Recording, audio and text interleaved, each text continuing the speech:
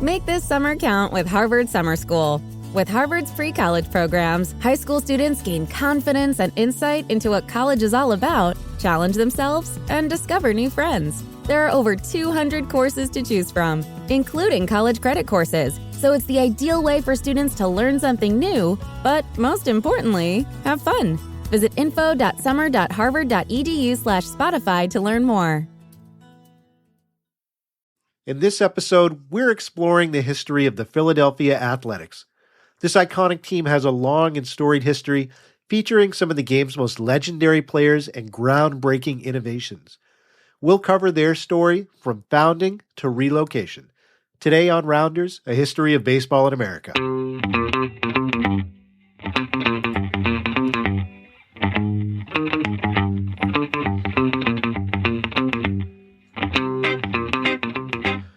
Hello, everybody, and welcome to this week's show. I am, as always, your host, Jeff Lambert. I want to thank you for joining me and taking some time out for your upcoming week to just listen to this show. We're going back to the well for one of our more asked for segments on this show, which is our baseball team autopsies segments that we've been doing. And today we're going to look at the Philadelphia Athletics, which has been an absolute joy to research. I think you're really going to like this episode. It might go a little longer than some of our more recent ones, but there's just so much good stuff to cover. So I'm excited to get to it. If I sound like I have a duck shoved up my nose, that's because I am sick right now. I actually put off recording this on Friday, hoping I would get better, but it's still, I know I don't sound great. So thanks for bearing with me on that. Real quick, before we jump into the episode, I want to welcome some new individuals to the community who signed up for the email newsletter. Stephen G., Joanne K., Silvana R., Bill A., ALS Junk 47, XC 69731. Thank you for joining as free subscribers. I also want to give a special shout out to JRB, who signed up as a paid subscriber this past week. Thank you for your financial support of the show. To all of you, I appreciate you joining up. It's great to be able to connect with you on a deeper level than just checking into the show once a week. So if you'd like to join the newsletter and the growing community that we have, you get some perks. You get a free weekly newsletter right in your inbox that comes with the main show, and you get added photos and videos and links so you can get deeper into the topics we're talking about. And in addition to that, you get access to the bonus show called This Week in Baseball History, where we talk about some of the major events that happened in baseball history for that particular week. You get all that for free. So you just have to go to sign up at rounders.substack.com. You go there, you can join for free and get all these things. And then if you choose to, you want to help us grow the show, you can become a paid subscriber. And if you decide to do that, you can see all of the upcoming episodes. You get access to the main show a day earlier than everybody else, and you get it ad-free, and you get the opportunity to have your feedback read in episode. I ask you questions, and I want your feedback so I can feature what you have to think with the topics that we covered. And you get all that for the cost of 1 cup of coffee per month, right? You can't go wrong. And then, of course, we have our Starting 9 section where you get really direct say in the future direction of the show.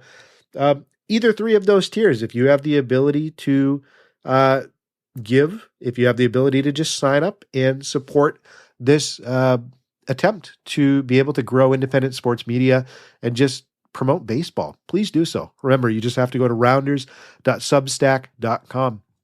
So with that said, let's jump into our topic for today. We're going to do a deep dive into the Philadelphia Athletics, right? Just the city of Philadelphia we're looking at for this episode. We're going to cover their early years. We're going to talk about their star players.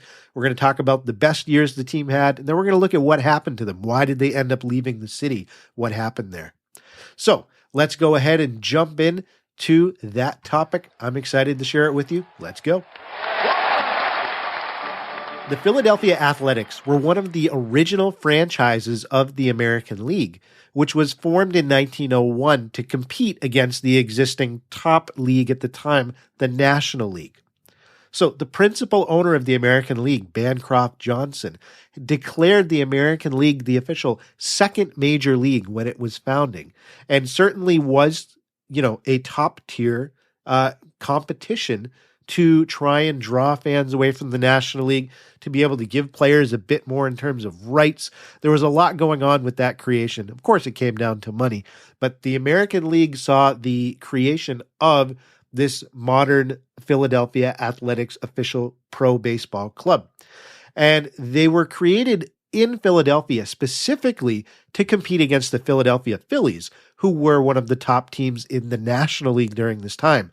So it was the creation of this intercity rivalry where you had one club representing each major league, American and National. Now, the Athletics were bought, purchased, and created by a group of investors. And that group included Ben Scheib, who's going to get his own episode because he's such an interesting guy and really revolutionized so many parts of the game. But he was one of the principal owners. And then we also had legendary Connie Mack, who was also a member of this group of owners. And then you had Philadelphia sports writers Sam Jones and Frank Huff. This made up the main group that brought the Philadelphia Athletics into existence. Now, Connie Mack, in addition to being an owner, was also recruited to manage the club. And he was the guy who persuaded Ben Scheib to step in and put up money and join this group of investors. So the Athletics are born. Where did the name come from, the Athletics? That was not an original creation. The name was actually taken from a previous baseball club that had existed in the city, known as the Athletic Baseball Club of Philadelphia. Now, this previous team was actually a part of the founding group that created the National League in 1876, but that squad ended up folding after just one season. So the name was resurrected for this new American League version of the club. Where did the Philadelphia Athletics play their home games? Well, when the club first started off, they made their home at Columbia Park, and this is where they played from 1901 to 1908. Now, initially, the stadium had a limited capacity, only about 9,500 seats. This was later expanded to 13,600 seats as the owners added bleachers in the outfield to meet the demand. And at times, for some sold-out games, additional seating was actually sold at the top of nearby neighboring homes. Some enterprising individuals would rent out space on their rooftops where people could watch the game from there if they couldn't get into the park, especially during sellouts. Now, Columbia Park had some quirks. The stadium only had one dressing room, and that was for the home team, for the Athletics. So if you were a visiting club, you were required to change at your hotel before getting to the ballpark. Also, Columbia Park was located in Brewery Town, Pennsylvania, which was where a lot of alcohol manufacturing facilities were, but beer sales were banned at the park during this time. So, as we get into talking about what happened after Columbia Park, I want to flashback real quick because during this time period, when the Athletics started playing at Columbia Park, something really terrible happened across town at the Phillies ballpark. And on August 8th, 1903, we saw the site of the deadliest stadium disaster in baseball history. And we actually covered the whole topic in an episode that you can check out in the show notes. It's known as Black Saturday. I would invite you to go back and listen to that episode after this one. To summarize what happened was a section of the bleachers collapsed at the Philadelphia's home stadium, Baker Bowl, and it killed several fans. So the Athletics responded to this. They're only 2 years into their existence, but they responded by reinforcing their own bleachers with additional wood joists, and they opened Columbia Park to the Phillies to be able to play at until the repairs were done on their own stadium to fix that collapsed seating.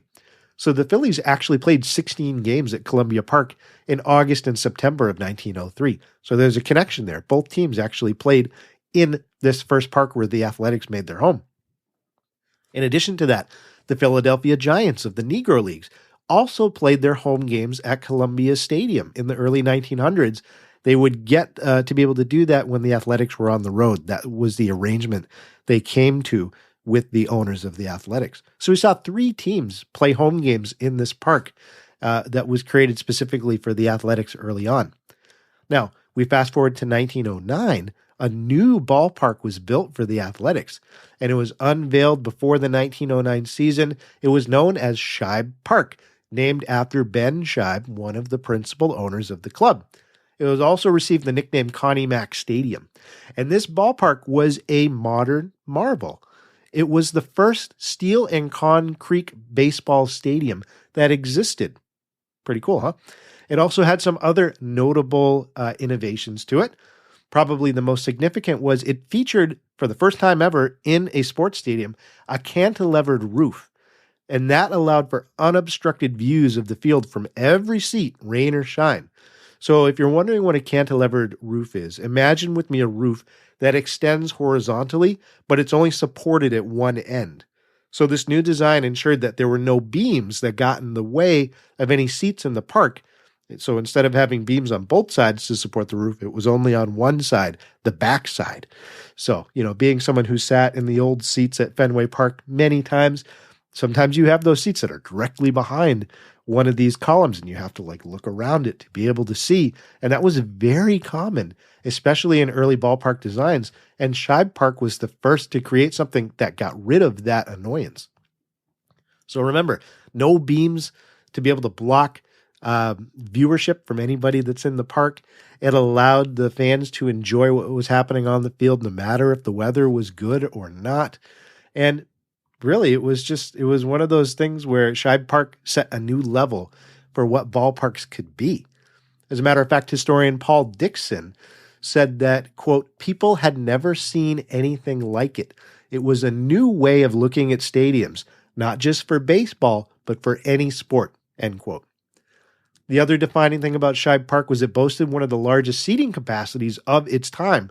It held almost 20,000 people. It had really impressive dimensions. It had this innovative design. I included some pictures in the email newsletter. Even the street view, the aerial view. It's a beautiful stadium, especially if you think about the fact that it was built in 1909. So certainly it became a pioneer in modern stadium design, and this is where the Athletics called home. And one just little note aside, I had mentioned earlier that with Columbia Park, the nearby homes were selling rooftop seats for fans to be able to watch the game. Well, that wasn't a problem in the new Shibe Park because the team made sure that they built what was called a, quote, spite fence, which blocked view from the nearby buildings around the stadium to prevent that private enterprising from happening. So the Athletics played the rest of their home games at Shibe Park until they relocated from Philadelphia. And like I said, the Phillies, they played some games in Columbia Park during that disaster. They also played some games in Shibe Park as well, beginning in 1938. That became their home base. And the reason they didn't move sooner was because of the fact that they couldn't get out of their lease with that dilapidated Baker Bowl where that terrible accident occurred. So Shibe Park became home not only to the Athletics, but to the Phillies as well as time went on. Overall, the stadium hosted 8 World Series contests. It saw 2 MLB All-Star games in 1943 and 1952, and in 1939, it was the site of the first night game that was played in American League history. So even after the A's left town, the Phillies continued using Shibe Park until it closed in 1970. So those were the 2 places where the Philadelphia Athletics played their home games when they were active. Let's go ahead and talk about the logos and the uniforms. What did the team look like? Well, no matter what city the Athletics have played in, they've remained largely the same in terms of their logo. So the very first one was a blue A that had Gothic lettering. And that stayed that way until 1920, when the team unveiled a new logo of an elephant, which replaced the A logo for 8 seasons. Now, after 8 seasons, the club then switched back to that lettered logo for 1 season, but the elephant was so popular that they went back to it. And eventually the club featured an elephant with an A on the animal's back. And that logo combination has certainly carried on through the other cities that the A's have played in. But for the most part, that Gothic A that we've all come to know in terms of being synonymous with the Athletics, that started in 1901 and is carried through to present day. Now for the uniforms, the Athletics, again, have always kept that A on their jerseys for the graphic. That really hasn't changed, even with the introduction of the elephant as the primary logo. So they had the A on the jerseys. The first jerseys that the Athletics wore had collars and button-up chests. So it was a pullover jersey with just a button-up chest, nice collar on it. And it was a common look for the time period. The hats that they wore for their inaugural season had a brim, and it had colored stripes that went all the way around. Now, a few years after this inaugural look was introduced, the team ended up ditching the collars on their jerseys and made them full button-downs. And that started around the 1920s, and it's basically been that look for the Philadelphia Athletics for the rest of their history. Their hats also changed when their jerseys changed. So instead of having those 3 rings around the hat, it became a solid color with only the lettered logo on it. Now, in terms of colors, the jersey colors for home were always either an off-white or a white, and then, of course, they wore a gray for the away games. The one exception to that was in 1950. That was the 50th anniversary for the American League, and to honor that, the Athletics wore uniforms that were trimmed with blue and gold. And this was done in honor of the Golden Jubilee of the, quote, Grand Old Man of Baseball, being one of the original clubs. That was an honor that they felt was bestowed to them, and that was something they did a little bit different for their jerseys during their history. So that's what you could expect the Athletics to look like if you saw a game while they were playing in Philadelphia.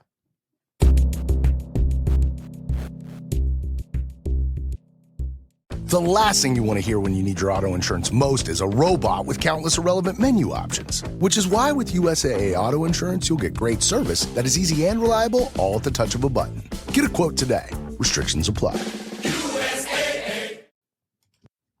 So now that we've talked about the team's founding, the stadiums they played in, the logos and uniforms, let's talk about the players that made up the clubs that people got to watch during this time.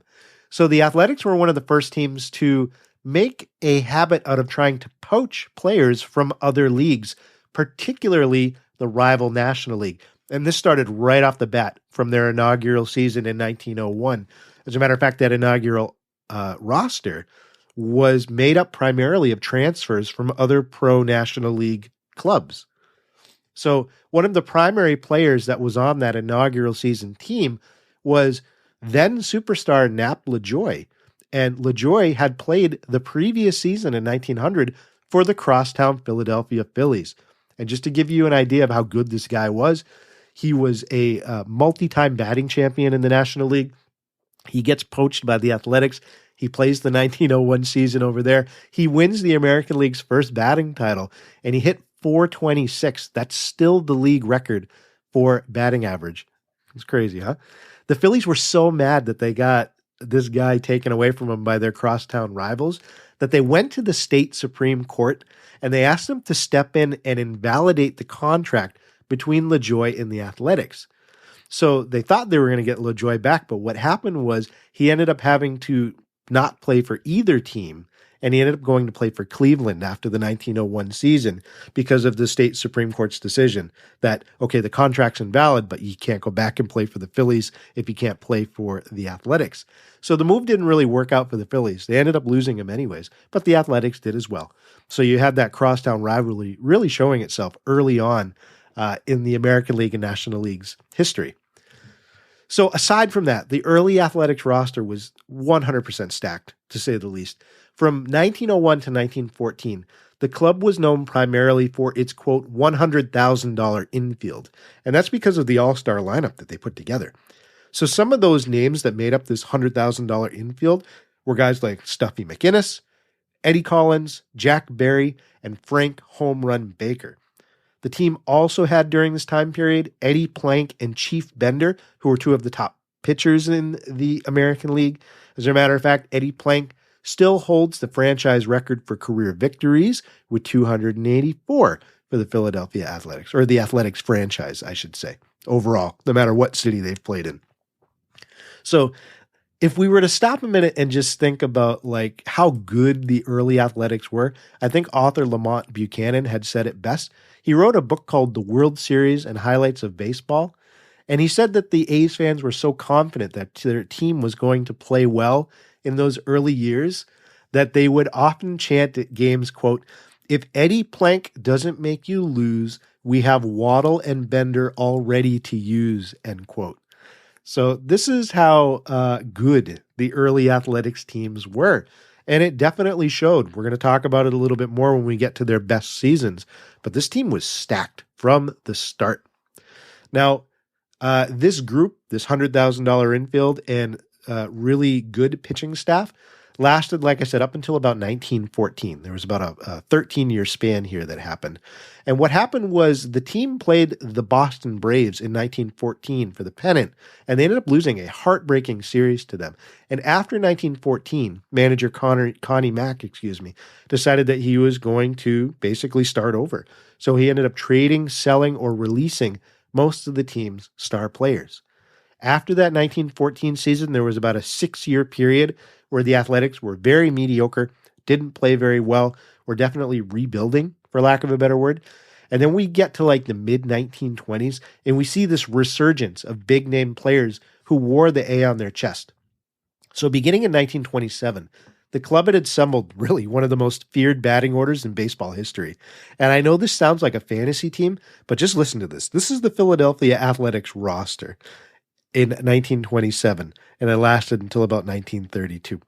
So we have 4 future Hall of Famers on this club at the same time.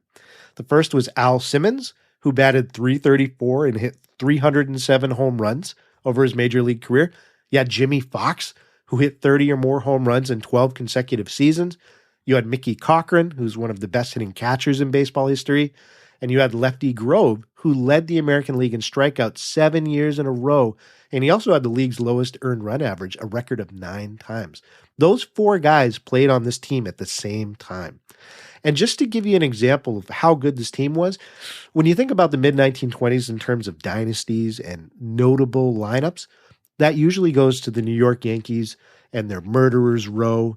But the Athletics lineup was comparable in terms of how they performed.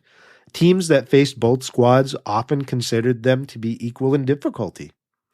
So that stretch of about 5 years with these 4 Hall of Famers on the squad was another high point for the Philadelphia Athletics in their history. And things were good. The team performed well. But unfortunately, after that period in the mid-1930s, the club, and we'll talk about it a little more in a second, lost these players, and they went into this spiral of just being consistently awful for the remainder of their existence in Philadelphia. There are some notable players I want to point out that did play for Philadelphia even after the mid-1930s when they just did nothing in terms of winning for the rest of their existence. Some of those guys were Gus Zernial. He was someone who led the American League with 33 home runs and 129 RBIs in 1951. Not bad. Bobby Shantz won 24 games and was named the league's most valuable player. And when he played for the Athletics, you had Ferris Fain. He won 2 AL batting titles in 1951 and 1952 while playing for the Athletics. And then you had Eddie Joost, who played shortstop. He was a really talented fielder. He generated lots of walks, was really one of the guys who became valued for that talent, one of the first guys to do that. So there were other players after the mid-1930s who certainly played well for the Athletics, but the Athletics as a whole were not really a competitive team after the mid-1930s. So let's go ahead and talk about the club's best seasons. We've seen some of the players that donned the uniform. Like I said, those early years from 1901 till about 1914, we see, they absolutely cleaned up. They were the dominant team in the American League. They won the American League pennant 6 times in 1902, 05, 10, 11, 13, and 14. And they won a World Series when that was established between the American and National League. And they won it 3 times in 1910, 1911, and 1913. So, like I said, the early years were great for the Athletics. And then, of course, we had that second coming in the late 1920s, where we saw from 1927 to 1933, the team won 3 consecutive pennants and 2 of 3 World Series during that same stretch. Those 2 high points, those 2 sections of years, were the best for the Philadelphia Athletics over the course of their existence. So that inevitably brings us to the question, what happened with the Philadelphia Athletics. You see a team that won several World Series, not only at the beginning of their history, but even through, this 50-plus year run, multiple stints of winning championships. What would cause a club that achieved that much success over the course of its history end up having to leave for? And really what it came down to is it was a long period of just decline and not being able to recover. And it started mainly due to the Great Depression. So we get to 1932. The teams in that second golden age where they've got the 4 Hall of Famers, they're doing great. But ever since 1929, attendance had been declining. And that caused the team's revenue to drastically drop. So manager Connie Mack had to make a decision. By 1933, he decided to offload the team's highest player payroll. So we saw a lot of these future Hall of Famers move on. There was no investment in up-and-coming players, and most of these guys were sold or traded before the start of the 1934 season. So from 1935 to 1946, with declining attendance and team revenue absolutely slashed, the Athletics were horrible. For 11 years, they finished in last or next to last place every single season. And in addition to those poor on-field results during the Great Depression, the front office was, for lack of a better term, a total mess. I'm going to do my best to explain this. We could spend another hour talking about the front office politics of the Philadelphia Athletics. I'm going to give you the abbreviated version, so just stay with me, okay?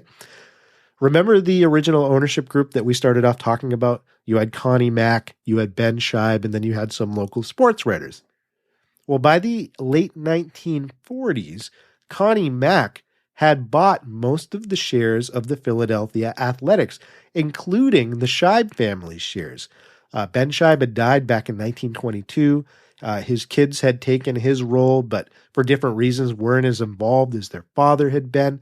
So Mack had actually gone to the Scheib family and bought out their shares. When he bought out those shares to become the majority owner in the club, he split those shares of the club with his 3 sons. So you have Connie Mack and you have his 3 sons as the principal owners of the club. The Scheib family still owned some shares in the club, just not nearly as much. They weren't majority owners. And what happened was there was a civil war that broke out between Connie Mack's 3 kids. There were 2 of them that were real penny pinchers. They had been for more than a decade making sure that the club didn't spend any money on improving the roster, that they weren't going to update Scheib Stadium. And Scheib Stadium was falling apart, folks. Remember, it had been built in 1909. We're getting to the late 1940s. The stadium couldn't even accommodate automobile parking because it had been built before Ford's Model T was introduced. That's the state of where athletic fans were going to watch their team. So you had these 2 kids who wanted to just, keep spending as little as possible. And then you had Connie Mack's 3rd son, Connie Jr., who kept pushing for his brothers to spend more, to improve the roster, to update the ballpark. And his 2 other brothers just wouldn't listen. So Connie Jr. got so frustrated with his brothers that he secretly went to Ben Scheib's kids, who still had some shares, and he said, let's combine our shares and let's make an alliance and let's sell the team and move them to another city where we can get a fresh start and we can outmaneuver my older brothers. So the 2 older brothers, when they got wind of this, obviously were very upset, and they decided to block the sale of the team by taking out a loan from an insurance company and buying the club outright from Connie Jr. and the Scheibs. The problem was, though, the loan that the 2 Mack sons took was so large, it doomed the club because they couldn't keep up with the monthly payments. And so this happened for a few years at the end of the 1940s. You've got these penny-pinching sons running the club. They own it outright now, but they can't afford the monthly payments. And because of that, coupled with the fact that athletic fans were rightfully tired of their team being awful and annoyed, that things came to a head, and the league had to get involved. The Athletics were consistently the lowest in terms of attendance numbers, and other owners in the American League had expressed concern to the league president, like, do we need to keep a club in Philadelphia anymore? This is a mess. So because of these 2 factors, the Mack brothers were forced by an order from the American League that they had to sell the club, and it couldn't be to keep them in Philadelphia. So even if a new ownership group stepped in and wanted to keep the team in the city, it had to go somewhere else. So several suitors did step up. There was one group that came and said they wanted to move the team to St. Louis. There was another group that came and said they wanted to move the Athletics to Kansas City. Eventually, the offer to move the team to Kansas City was the one that was accepted. In 1954, that was the final season that the Athletics played in Philadelphia before they made the move to KC. So what's the legacy of the Philadelphia Athletics? It's been 69 years since they played a game in the city of brotherly love, but there's still traces of this club in the city. You see the Philadelphia Athletics Historical Society still active. You have a local company called Scheib Vintage Sports, which sells some really cool retro Philadelphia Athletics gear. I would encourage you to check them out. There's people that still proudly wear the Athletics logo and sport the name in Philadelphia, even after all this time. And I think that's because the team really defined excellence. It was one of the clubs that led baseball to become a dominant force in American sports. And that city got to watch them go through these periods of really being one of the premier clubs to watch. And then they also had to go through the heartbreak of watching lackluster owners over decades and having to decide, do I want to support this team with my money? That must have been tough to live through. So you see just really a cautionary tale, I think, come out of Philadelphia. This is what can happen when family alliances and small group dictatorships run professional franchises. This squad had the love of the fans, it had the heart of the sport, but it all came down to money and political alliances, and that's what ruined the Philadelphia Athletics. And as we've seen with other team autopsies that we've covered, clubs that stick around and have long-term success usually stay financially healthy, they have peaceful transitions of ownership, and they keep the fans' interest front and center. And unfortunately for the Philadelphia Athletics, the absence of these three factors over too much time eventually led to its downfall. It has been a pleasure talking about this period in athletics history. There's so much going on right now in terms of if the club is going to move from Oakland or not. We will do a future episode on the Athletics when they spent time in Kansas City and their move to Oakland. And who knows, we might have to do an autopsy on the team's move from Oakland to wherever they're going to end up after this. But, one thing is for sure. This team really was important to the early years of baseball. It certainly was one of those clubs we have to put up there as one of the ones that made baseball the popular sport that it is today. And it's been a pleasure to cover them. I hope you've enjoyed this as much as I have. So with that said, folks, thank you for joining me for another episode. I will see you next week. And please remember, there are only two seasons, winter and baseball.